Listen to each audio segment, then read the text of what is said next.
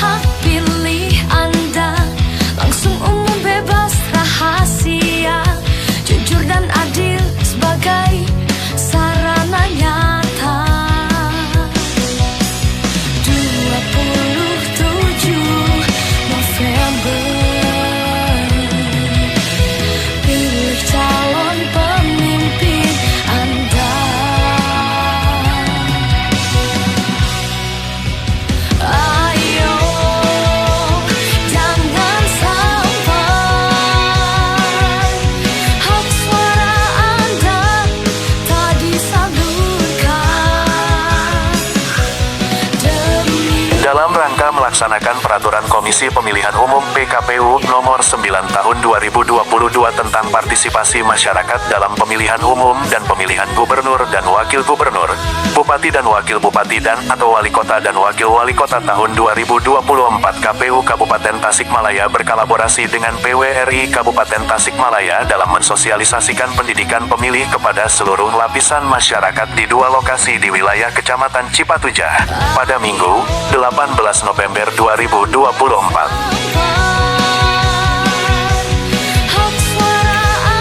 Dalam sambutannya, Kadif Sosdikli Parmas dan SDM KPU Kabupaten Tasikmalaya Cecep Hamzah Pansuri menyampaikan bahwa sosialisasi pendidikan pemilih ini bertujuan untuk meningkatkan kesadaran masyarakat tentang pentingnya partisipasi dalam pemilihan kepala daerah pilkada yang akan dilaksanakan pada tanggal 27 November tahun 2024 mendatang dan merupakan kunci untuk menciptakan pemilih yang cerdas dan bertanggung jawab. Tentu kedatangan kami dari KPU tiada lain mengajak warga, wabil khusus warga yang berada di GKP di daerah Cipatujah untuk bersama-sama mensukseskan proses pemilihan, karena mungkin satu suara itu sangatlah berharga bagi Kabupaten Tasikmalaya ke depan. Apalagi ini mungkin banyak warga GKP.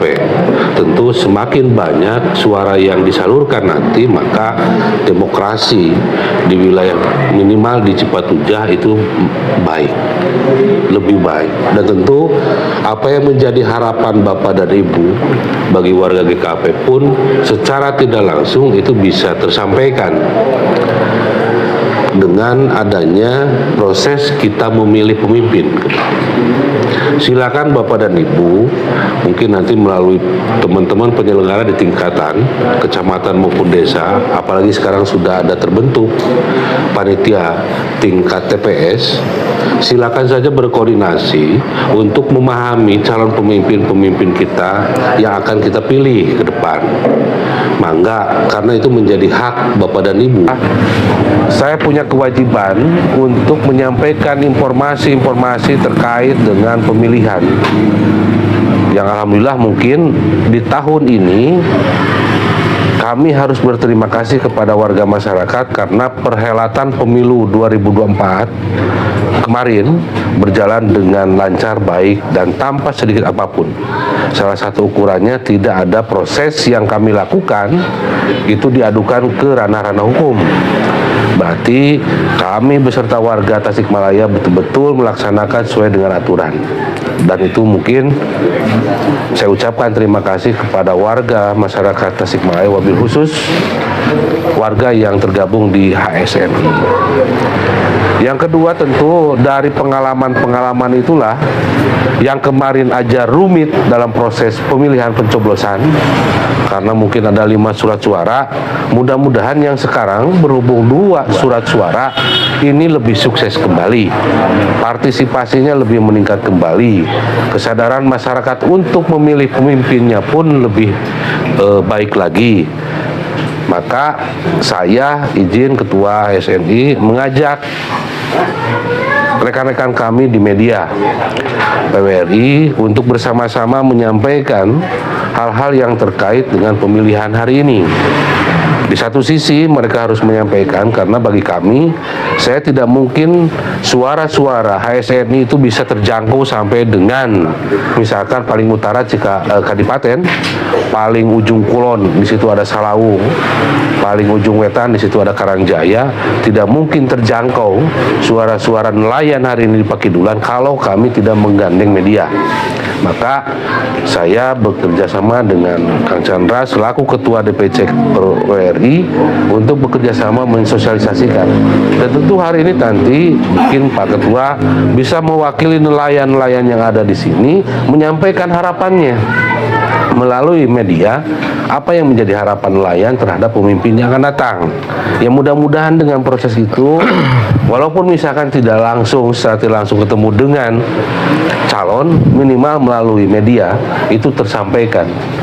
Nah, itu kenapa saya mengajak teman-teman PWRI untuk hadir bersama kita hari ini, agar apa yang menjadi harapan dan suara dari para nelayan itu bisa didengar oleh para calon yang nanti kita coblos pada waktunya.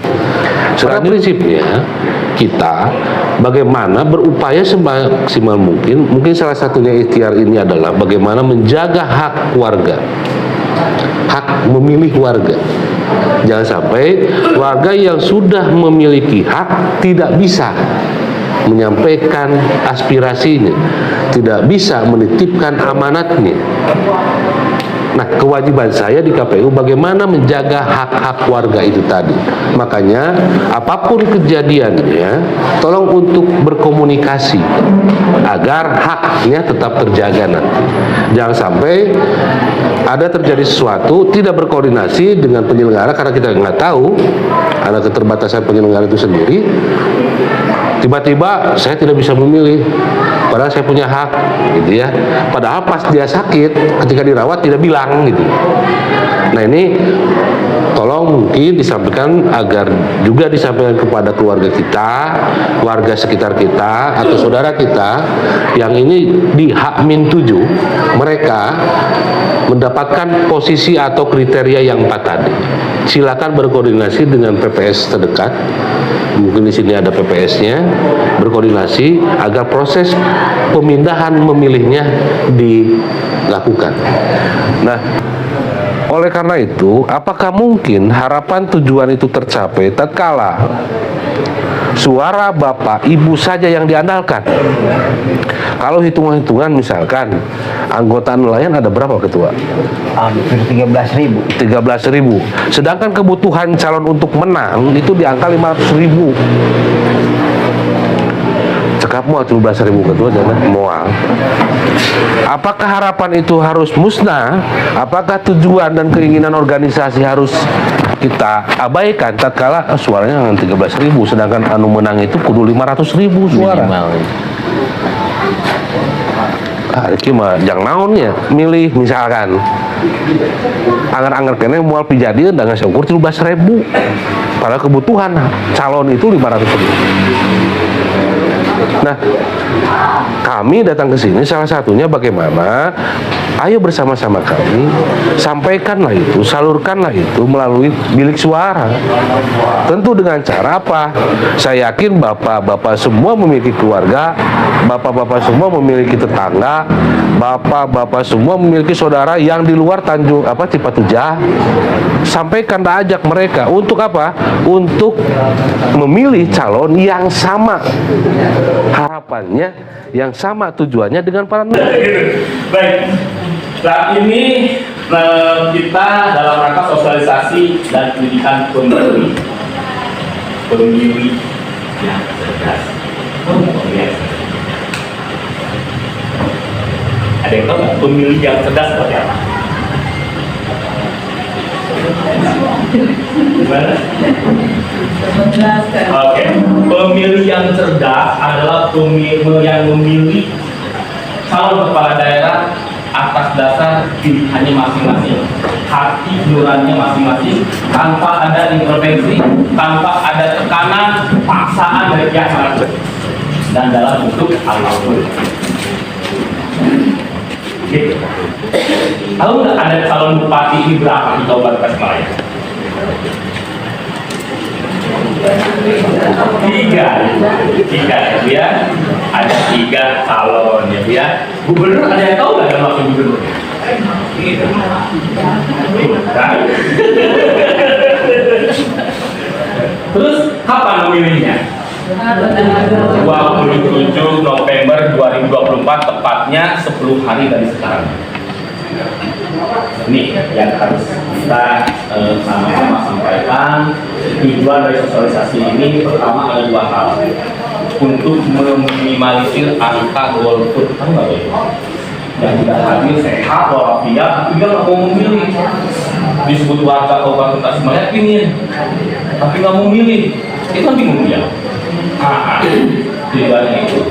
Jadi sama-sama kita ingatkan kepada saudara, kerabat, teman, ataupun orang-orang sekitar kita mengingatkan kembali agar nanti pada waktunya tanggal 27 November ada hadir TPS masing-masing pada bulan ini. Untuk apa? Memberikan suara dan hak pilihnya. Karena satu suara ini sangat berperan. Berharap sekali Kabupaten Tasikmalaya ini, Provinsi Jawa Barat ini lebih baik kan? Betul nggak? Lantas seperti apa pemimpin yang dipilih? Coba saya tanya ibu-ibu dulu. Berharap pemimpin yang di mana? Jujur, terus pro rakyat, terus yang memikirkan masyarakat khususnya. Kenapa tebang pilih? Itu yang pertama. Mungkin dari bapak-bapak juga ada, mungkinnya harapannya sama, memikirkan. Terutama di sini kan daerah nelayan juga nih, ya, memikirkan nelayan. Betul, petani juga. Lantas seperti apa cara kita mengetahui pemimpin itu yang benar-benar memikirkan kita semua? Semalam ada yang lihat debat ini nggak paspor di TPRI Jawa Barat, padahal di handphone juga bisa. Sekarang itu masih bisa ditonton kok. Masih ada, tinggal diklik aja TPRI Jawa Barat atau debat publik paslon bupati dan wakil bupati kedua. Itu pasti ada di handphone, masih bisa ditonton. Tujuannya apa debat itu? Nah inilah peran media. Media bisa menjadi forum tempat debat paslon untuk menyampaikan visi dan misi mereka dan kompetensi mereka kepada masyarakat, sehingga masyarakat ini bisa menilai dan memilih seperti apa sih misi dan misinya dari masing-masing paslon ini. Kan begitu. Dan kita kalau nggak tahu orang itu gimana, terus mau dipilih gimana? Kan begitu. Tujuannya apa? Kita kan harus tahu tujuannya, visi dan misinya dan sebagainya. Ada asal pilih. Kan begitu. Dan yang kedua, ini yang paling rawan yang harus saya sampaikan. Setiap momen pilkada, ibu bapak, ini yang paling rentan dan jadi permasalahan besar. Bukan hanya di Kabupaten Tasikmalaya, tapi di Indonesia saya katakan adalah politik uang. Tahu nggak politik uang?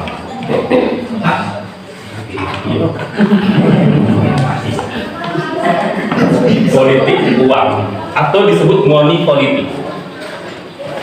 Money politik ini adalah perilaku seseorang yang memerawatkan atau memberikan sesuatu baik bentuk uang, barang atau hal lainnya kepada pemilih atau masyarakat dengan tujuan agar pemilih dan masyarakat tersebut memilih calon kepala daerah tertentu.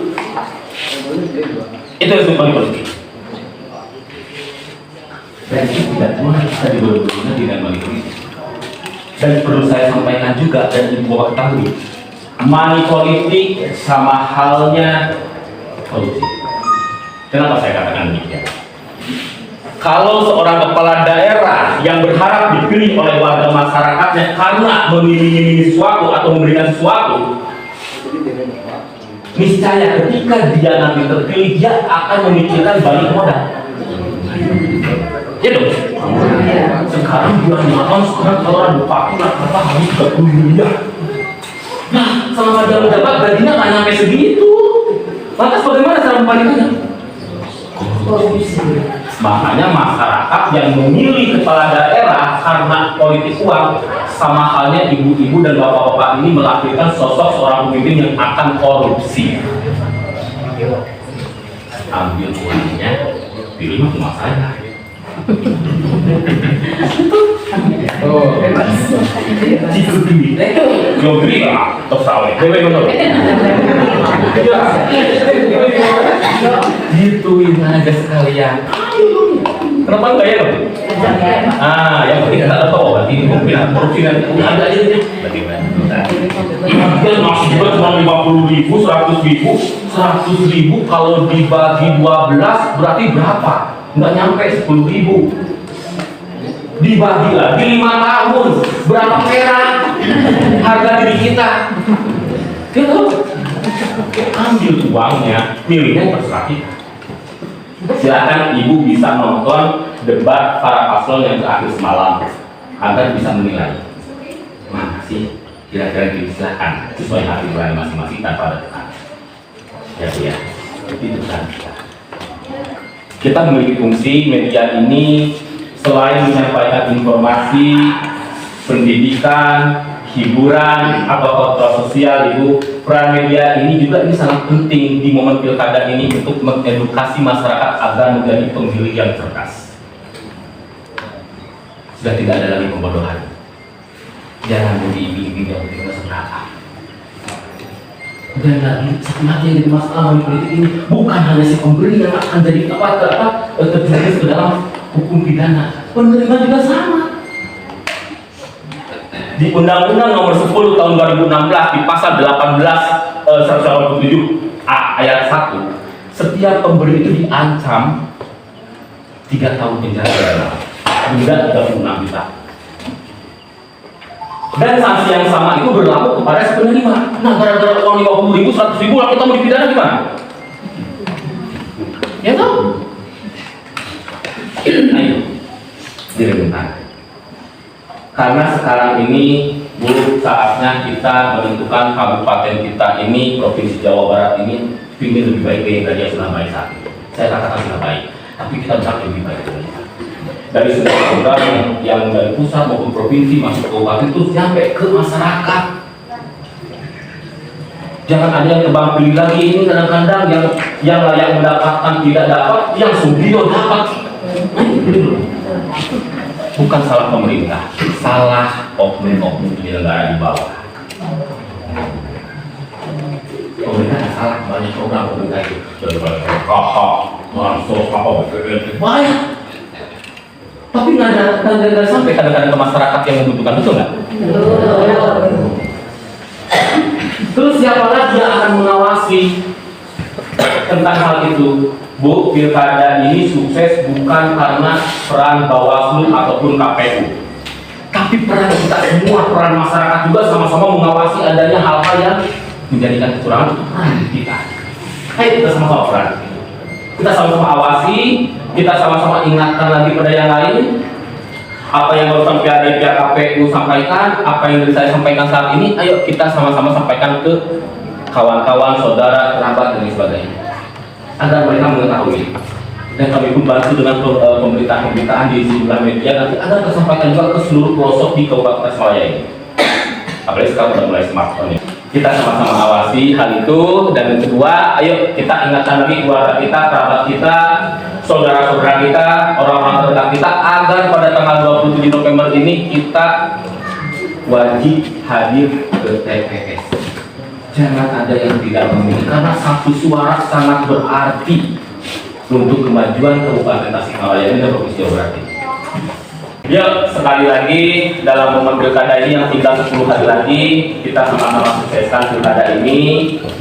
Ya, mudah-mudahan siapapun yang jadi pemimpin atau yang terpilih nanti, mudah-mudahan aman. Seperti yang kita harapkan, bukan hanya bisa itu paling mudah untuk berucap. Seperti saya ini paling mudah untuk berucap apapun, tapi fakta dan bukti-buktikan.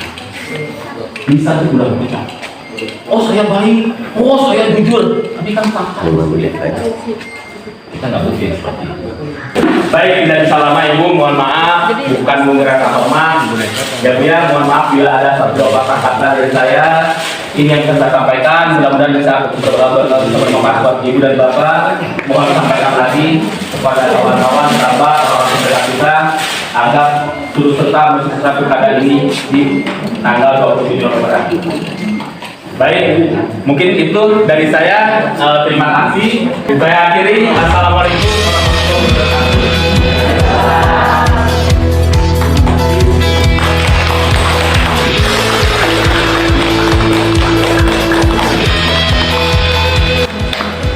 Demikian tadi paparan Ketua Dewan Pimpinan Cabang Persatuan Wartawan Republik Indonesia Chandra F. Simatupang dalam acara sosialisasi pemilihan Gubernur dan Wakil Gubernur, Bupati dan Wakil Bupati Kabupaten Tasikmalaya di wilayah Kecamatan Cipatujah. Dari Kabupaten Tasikmalaya, Randika, KSTV mengabarkan. Anda langsung umum bebas rahasia.